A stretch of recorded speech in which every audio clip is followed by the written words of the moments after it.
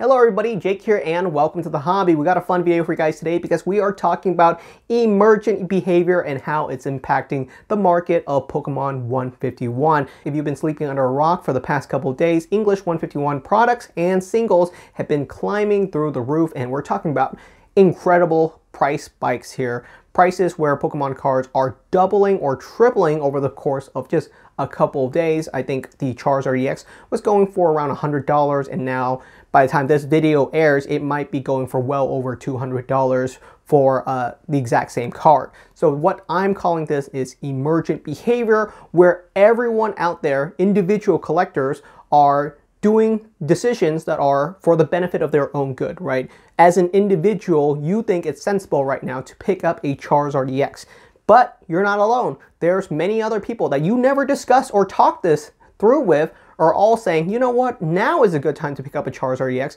And why are they thinking that? It's because English 151 is starting to get a little bit older. It's about 1.5 years old now. It's starting to reach that point where restocks of 151 is going to start dwindling in stores. And that's absolutely true. You can still find sealed products of 151 on store shelves. Let's say that right now. It's not impossible to find English 151 products, but it is dwindling out. And that's normal. The set is starting to get a little bit older, so it makes sense. And people out there are picking up singles. But when everyone is picking up singles at the exact same time, you get this huge momentum where it becomes almost irrational for you to not pick up some of these cards. And we see the same thing happening all the time outside of the collectibles market.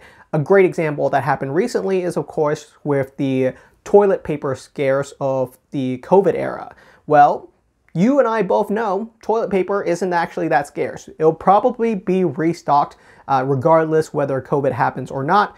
But when your neighbor is picking up toilet paper and everyone else is picking up toilet paper, if you don't pick up toilet paper and they run out of toilet paper, you're in trouble. So the rational choice ends up being the irrational choice, which is you got to pick up toilet paper, because if everyone picks up toilet paper, you can't be the only one without toilet paper. So the same thing is happening in the market, is that when everyone makes the exact same decision at the exact same time, you create this massive wave, because the rational decision is obviously 151 is still pretty new set and these cards are going to be readily available for a long period of time. 151 Charizard EX is not going to be completely gone from the market in the next couple of months. There's still going to be plenty more people opening up booster packs for the next couple of months and into the next couple of years even, because even right now, people are still finding Evolving Skies booster packs on sealed products in store shelves right now. It's rare, but it does occur. So I still think the same thing will happen for 151, but when everyone's making the same decision, you're going to see this large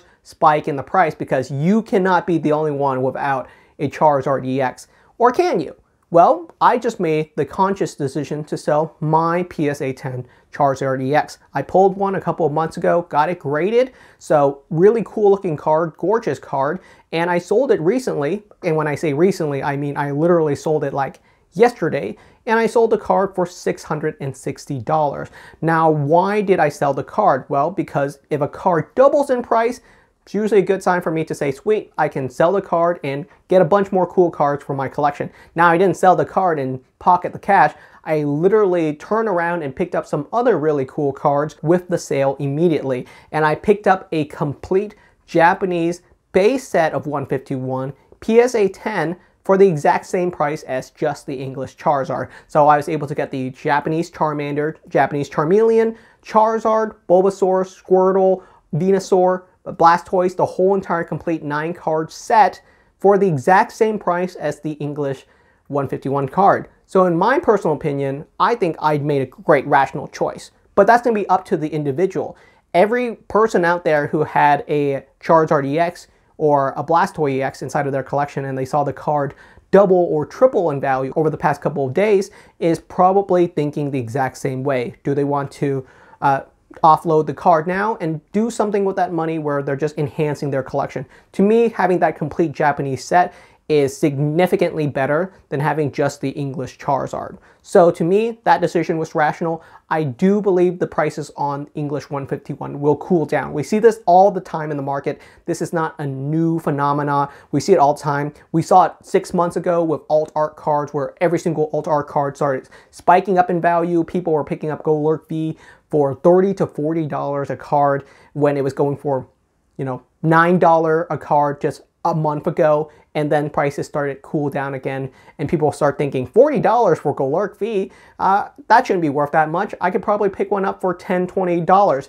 And the people that have those cards in their collection already are willing to offload them at $40, because if I saw a card quadruple in value in the period of a month, I would say, heck yeah, that's probably a good time to sell that card, because I could use that money to pick up a bunch of other really cool cards inside of my collection. So that's how card market actually ends up cooling off after a while. And we saw something very similar again with full art trainer cards last year. Last year we saw full art trainer cards having some astronomical spikes, because I remember cards like the Alola Friends in a PSA 10, that card was going for as much as 10 grand at its absolute peak last year.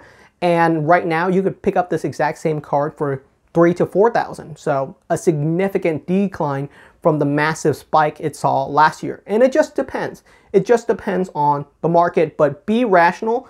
When the market is spiking up by as much as 200 to 300% in the course of a couple of days, things will start to cool down. The market has a great way of self-correcting if you give it enough time. So if you pick up the Charizard EX for $600 or $700, that's completely fine. That's the market price of it today. However, I do believe that rationally the card should come down in price as more and more people sell it off and the market gets cooled off, especially as people's eyeballs start moving towards newer sets, especially now that we know that there's an upcoming Rocket set, especially now that we know there's an upcoming EV-centric set. I can't imagine the hype for 151 continuing for another year, because if 151 is still the best set, the best modern set for another year, then I think the Pokemon Company really missed the mark. It means that the next 5 or 6 sets did not garner enough interest, which is ridiculous. I don't think that's going to occur. I think the next couple of sets are absolutely going to steal away some of that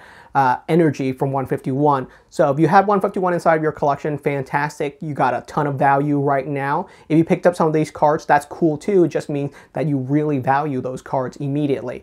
I'm not calling the person who purchased my Charizard EX an idiot. They value that card, and I absolutely believe that. They're going to have a wonderful card inside of their collection. I just happen to value all of these Japanese cards a little bit more. I think that having those Japanese cards inside of my collection is just better. It's a cooler display piece to me personally. So we both made the rational decision for our own best interest. So it's not a right or wrong. If you believe that English 151 is really worth it at its current price, then it's completely rational for you to purchase those cards. Personally though, if I see the market jumping 200, 300% in the course of a couple of days, and I would not consider purchasing any card when they're spiking to that level. It's just too much risk for someone like me, and if it's too much risk for me, hopefully it means it's too much risk for you.